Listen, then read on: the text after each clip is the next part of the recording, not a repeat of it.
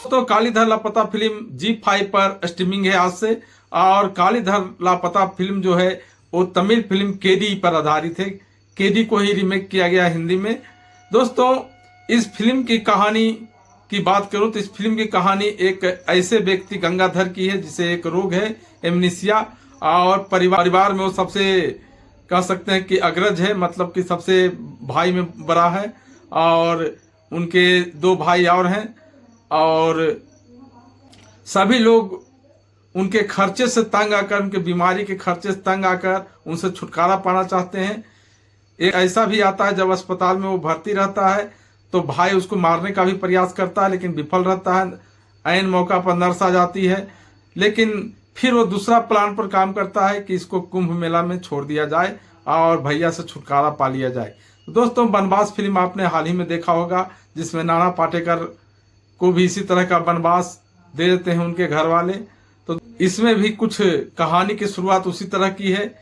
तो अभिषेक बच्चन यानी कि कालीधर को उनके घर वाले ले जाते हैं कुंभ मेला में, उनको अकेला तनहा छोड़ देते हैं या नहा कर आने का वादा करके फिर उनसे मिलते नहीं हैं। हालांकि रास्ते में घूमते हुए वे उनको देखते भी हैं भी पड़ती है, उसके बावजूद वे भाई से मिल नहीं पाते हैं। फिर भाई क्या सोचता है कि अरे भाई, शक होने से बचने के लिए इसको गुमशुदा केंद्र में इनका नाम दे दिया जाए कि खोज कर हमको दो। और उसमें बताया जाता है कि लंबा चौड़ा कद है, दाढ़ी रखा हुआ है, मेरा भाई था जो खो गया है। उसको खोजने का ठेका यानी उसको खोजने का जिम्मेवारी सुबोध नाम का एक ऐसा आदमी लेता है जिसको कि बाबा बता चुके हैं कि देखो, एक लंबे आदमी को, दाढ़ी वाले को खोज लोगे तो तुमको बच्चा होगा। हालांकि बाद में ये सब बात चल रही है, उसी समय खोजबीन केंद्र में कालीधर उधर पहुंचता है, लेकिन अपने बहू यानी छोटे भाई के पत्नी की आवाज सुनकर कि भैया को कब तक ढोगे, भैया को से छुटकारा पाना चाहते हो तो ये सही है, पाप नहीं है, ये सारी बातें वो सुन लेता है कालीधर। उसके बाद वो घर नहीं जाकर बस पकड़ के कहीं और चला जाता है।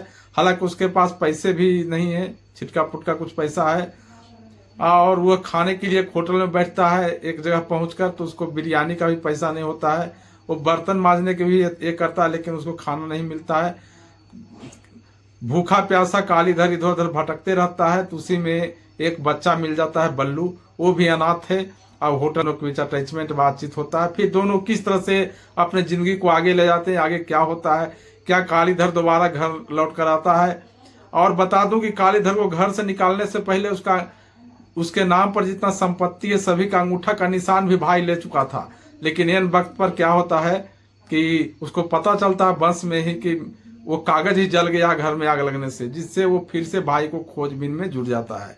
देखिए आगे क्या होता है, क्या कालीधर फिर घर लौट कर आता है, क्या भाइयों क्या होता है, वो किस तरह से अपना जिंदगी को जीता है कालीधर, क्या बच्चा हमेशा उसके साथ रहता है, क्या बच्चे उसको मदद करते हैं, दोनों के साथ जिंदगी बिताता है, और अंत क्या होता है। सारी बातों देखने के लिए आपको Zee5 पर आना पड़ेगा और Zee5 पर आके इस फिल्म को देखना पड़ेगा।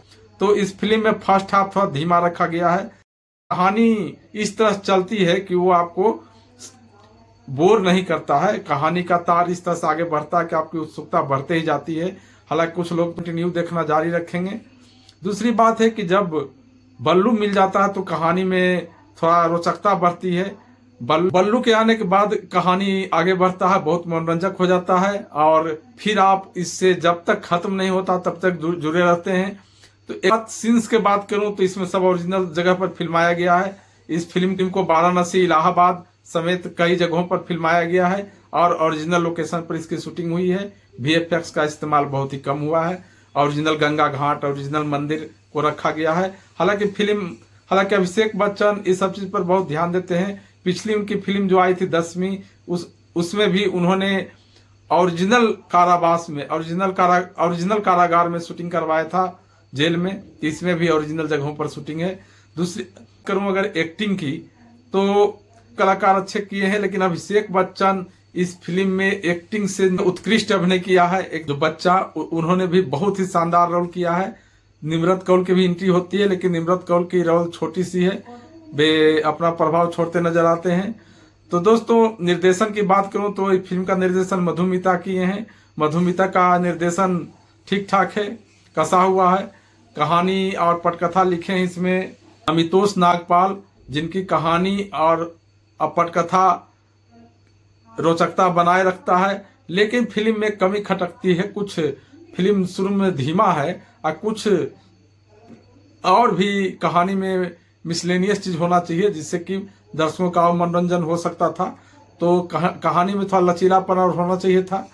के गाने कोई ऐसा नहीं है जो आपको प्रभावित कर सके, गाने हैं लेकिन उतना प्रभावशाली गाने को नहीं रखा गया है।